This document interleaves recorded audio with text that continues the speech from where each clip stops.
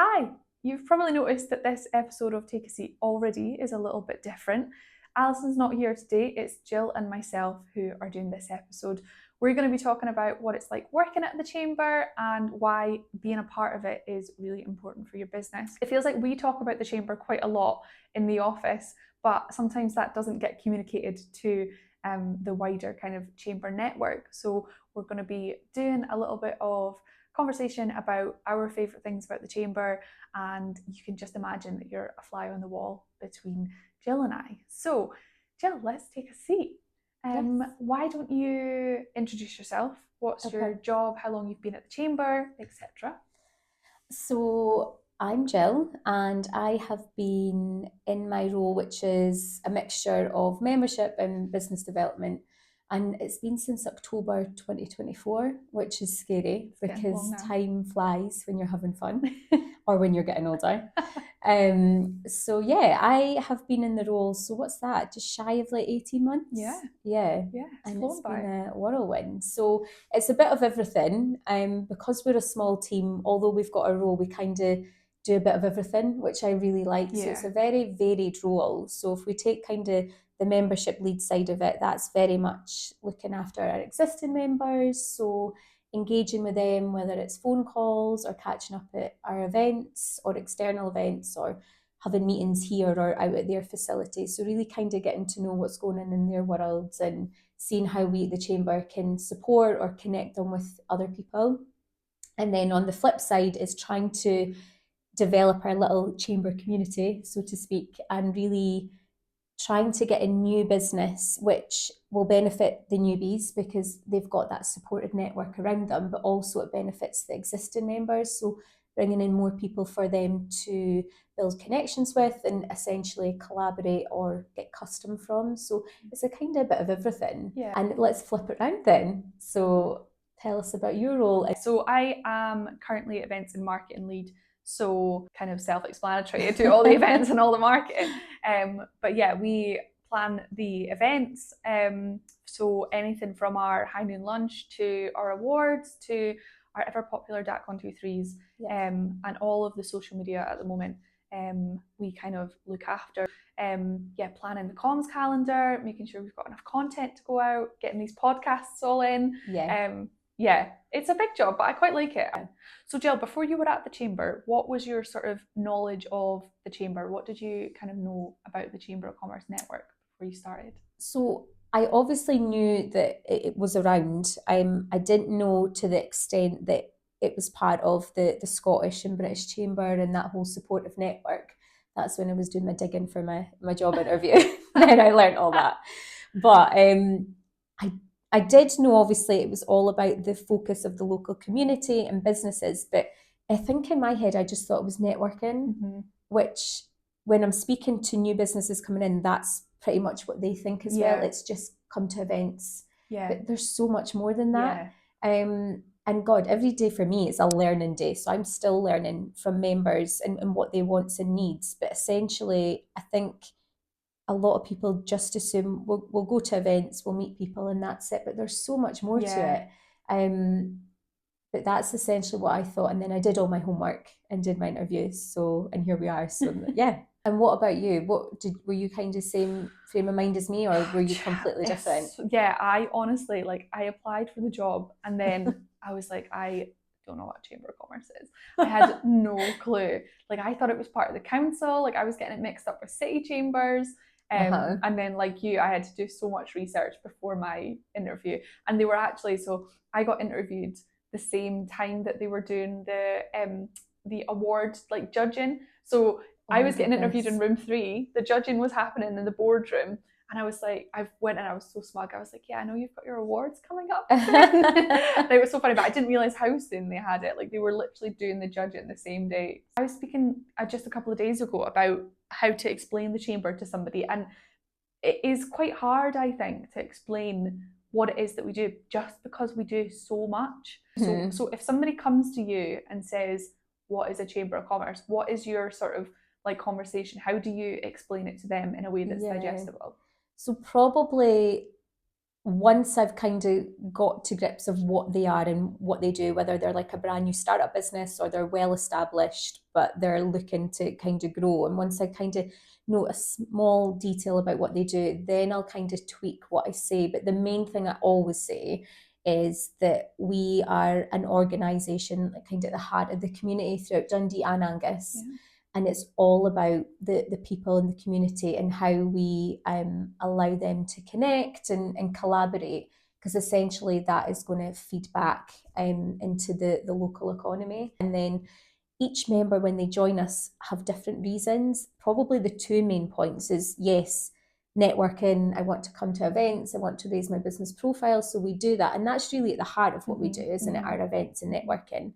But then I also say that we've got our marketing and communication, so you can raise your profile, you can tap into really good resources, but equally we allow your voice to be heard, so advocacy and representation. So depending on what their needs and wants are, I kind of then, I don't want to give them too much information overload, because they might be like, what? Yeah, so kind of tweak it. But yeah, the main thing is we're kind of the heart of the business community. Yeah. Yeah. And what is one benefit that we have? So obviously we've got loads of benefits. Yes. Like there's Westfield Health, there's Quest, there's obviously, you've mentioned uploading news and events and things to the website. Yeah.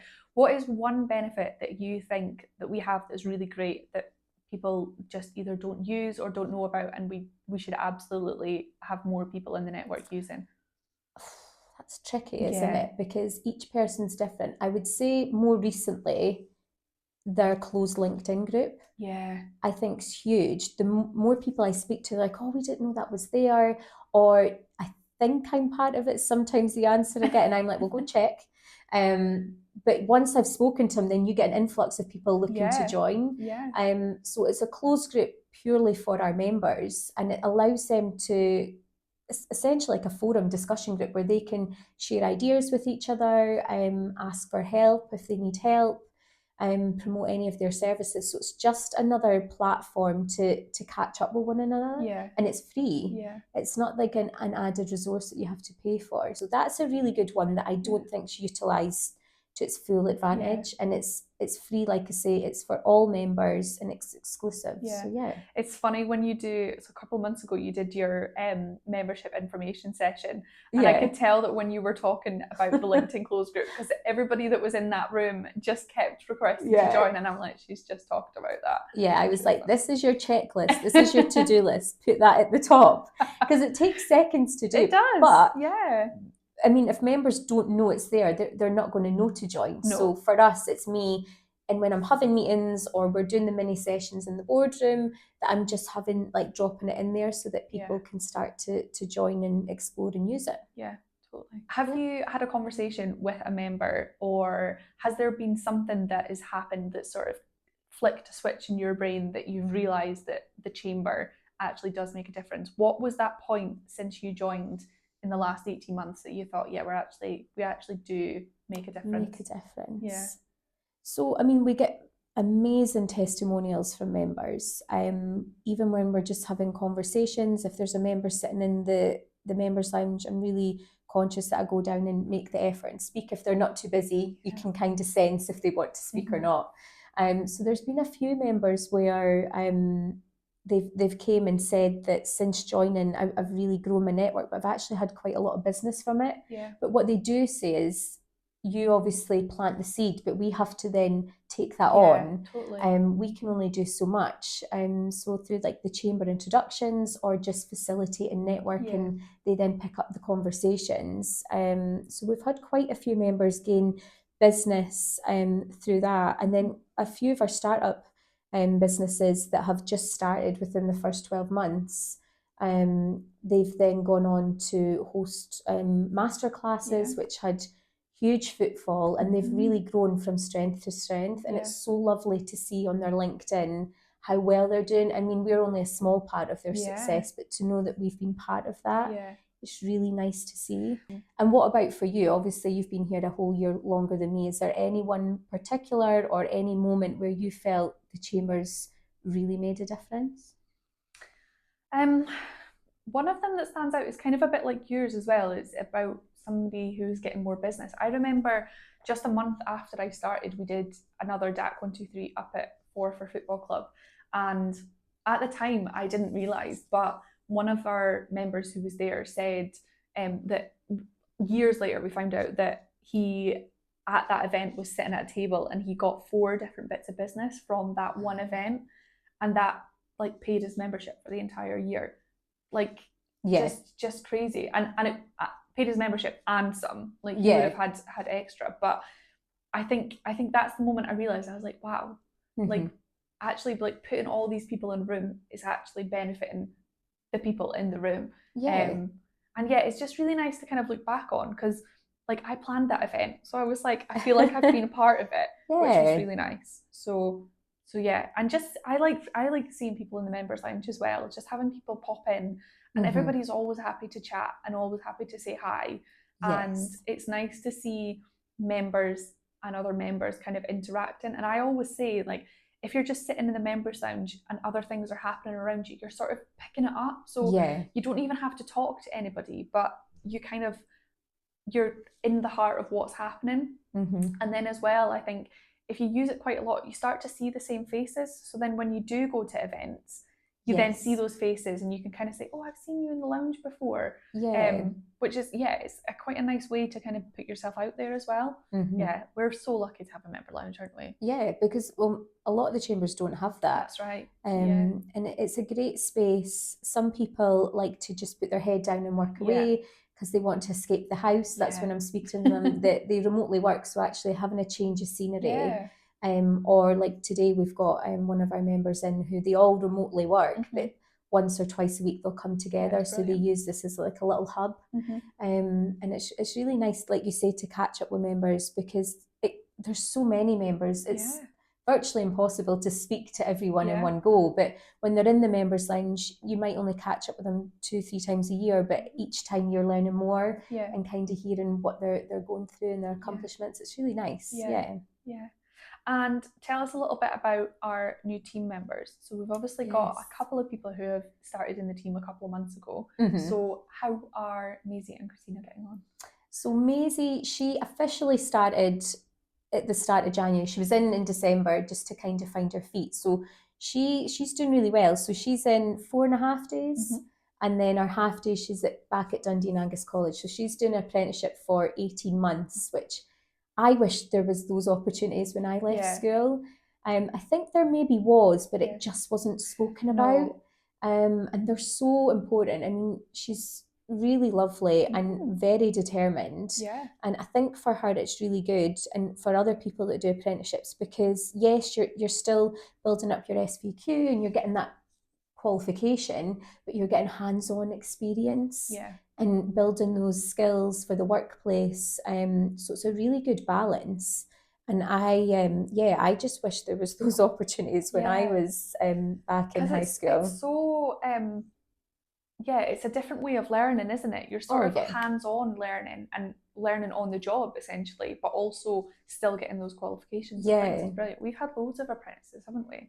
It's a benefit to us because she's a really good help. We're a small team, so it's good to have extra help for doing all our admin, which I'll hold my hands up. I do not like admin. It's the bottom of the list. It needs done, but she's really good, very organised. So it's a really good person to have in the team. And then we've got Christina. I don't know if you want to speak about Christina. So she again is another person that we've got through the universities and colleges. She comes from Dundee and Angus College. And she is with us on a Monday and a Wednesday. She's doing work experience on her placement.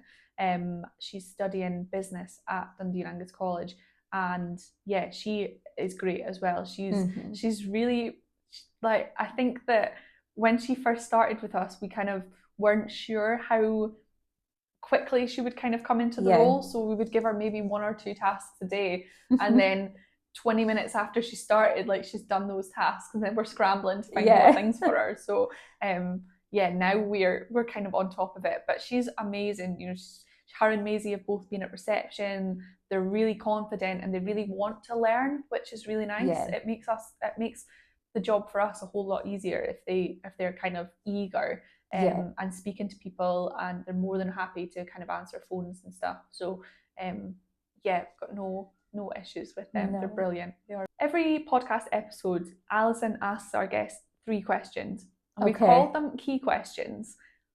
Obviously, based on where we are at City Key, we came up with key questions. Okay. So, first question: what is one piece of advice you had wished you had when you started your career? Oh, that's a good one. Oh, I think I might have 2. Okay. Short but sweet. Okay. But definitely one of the things, going way back, like early 20s, I wish someone had pulled me aside, someone had pulled me aside and maybe said, like, embrace your mistakes or failures, whatever you want to call them, and don't avoid them. For me, obviously, we're human, mistakes happen, so embrace them, learn from them, and kind of move forward. Yeah. Whereas I didn't really have that when I was younger, whereas now it all makes sense. Yeah. It's really important to make mistakes as well, because that's how you learn, isn't it? Yeah. And I think as well, being able to stand up and say, I made a mistake, I'm sorry, like, it won't happen again. I think kind of builds a bit of respect for you as well. Like, you're willing to stand up and you don't sort of squirrel away for if you've done something wrong. And I know that's harder when my younger self, absolutely. I probably may have struggled with that, where now I'll easily hold my hand up and say that. So that definitely, if I could go back and tell my younger self that would be it. I think as well, going back to obviously Maisie and Christina, skills and knowledge are so important, but also making relationships, because actually the people that you meet along the way will open up so much opportunity and open those doors. So knowing that both are good, definitely would have told myself that years ago. Brilliant. Tell them that tomorrow. Yes. Question 2. What is an issue that keeps you up at night, work or personal? I love how you put that in there. I mean, it's like a computer. I've got so many tabs open in my brain at night. I literally will put my head on the pillow, and I don't know, like, I take forever to fall asleep. My husband, on the other hand, a minute, that's just him. He's obviously no tabs open. But for me, aside from running a house and juggling everything left, right and centre, probably both personal and professionally, is always second guessing myself, thinking, am I growing in the direction I want to? In terms of probably making the right choices and using, like, my time wisely, but also like that for personal growth, because that's so important in your development, but also for just people around you, like personally. So kind of that, always second guessing myself for that. I'm surprised you've got any time to sleep. You're like Superwoman. You've got like 10 different things happening at once. I've got a routine. I've got got to do this and that. I never used to be like that, but I think it changes you when you become a mum. You've got no choice. But that would probably be it. Yeah. Very good. Okay. And then question 3. If the Chamber had a theme song, what would it be? I mean, there's a running joke in the office that if a certain song, and I'm not sure if I'm allowed to mention it, I don't want to yet, we'll not mention the song, or a certain artist that Alison doesn't like, that I love, but you guys don't like, so I wouldn't choose any of them. I mean, we always say we're small but mighty. I feel like that's our tagline. So, right, I don't know the name of the artist, which I probably should, but Eye of the Tiger? Yes. I'm not even going to sing it because I've got the worst voice, but you know the song. Yes. And I think because we love a challenge, we've got loads of heart in what we do, and we like kind of fun along the way. So maybe Eye of the Tiger. Right, okay, I'm going to ask you the key questions now. Okay. So the first one, what one piece of advice, or 2 like me, could you go back and tell yourself at the start of your career? I think maybe something like, it's so cliche, but maybe like just say yes.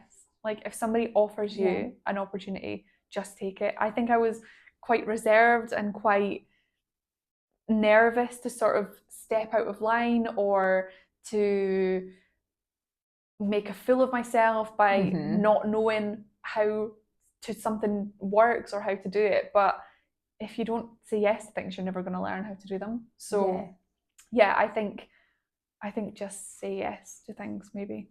What keeps you up at night? We had somebody on the podcast and she said, nothing, I sleep really well. Oh, I'm I think so I'm jealous. the same. Honestly, I sleep great. I'm not gonna lie. I would say though, kind of a bit like you, like stuff from work. I think when we're in the office, it's just 100 miles an hour, just working. And then when I finally like switch off, that's when I think, okay, well, I've got to do this for social media, or oh, I forgot to do this. So yeah, I think Sarah hates me because I've got like, I'm always like, make a note of this, remind me to do this. So yeah, maybe just this again, the sort of admin things that you don't get around to during the day, and it's only after you've kind of stopped that you think, oh, I didn't do that, or I need to go back to that. So and sometimes that's when I get my best ideas as well. That's when I came up with key questions. There you go. So yeah. But no, I sleep great. Okay. Sorry. What would be the theme song for the Dundee and Angus Chamber? I think I'm going to show my age here and say, like, we're all in this together from High School Musical. Can you sing a little bit? No, absolutely not. For people that don't know that song. I'll put it at the end, don't worry. Yeah, no, I'm not singing. But it's kind of like, I think we are all in this together. Like, we're not just the team. Like, we're sort of, the whole community is a collective and like a community. Yeah. Yeah, so, I like that. I've not seen that film in years. I know, it's going to be stuck in my head all day. Okay, well, Jill, thank you so much for joining me today. Thanks for having me. It's been so nice to just sit down and chat about the chamber. I don't think that we actually just get to chat about this. It's always over the desk, isn't it? Yeah, and we've had lots of smiles, which actually makes me think that we really like our job and it's a happy place to be in. It is, absolutely. Which has been nice. Good. Yeah, brilliant. I've really enjoyed this. Thank you so much for listening to today's episode of Take a Seat. Hopefully it's given you a little bit of an insight into the chamber and about what we do. If you're looking to grow your business, or maybe you're happy at the size your business is and you're just looking to get some more support about how to do what you do but a little bit better, then we're always here. So we're always happy for you to pop in and say hi to the team, and hopefully we'll see you at another event soon. There are more episodes of Take a Seat coming with different guests, and Alison will be back next week. So thank you so much for listening, and we'll see you soon.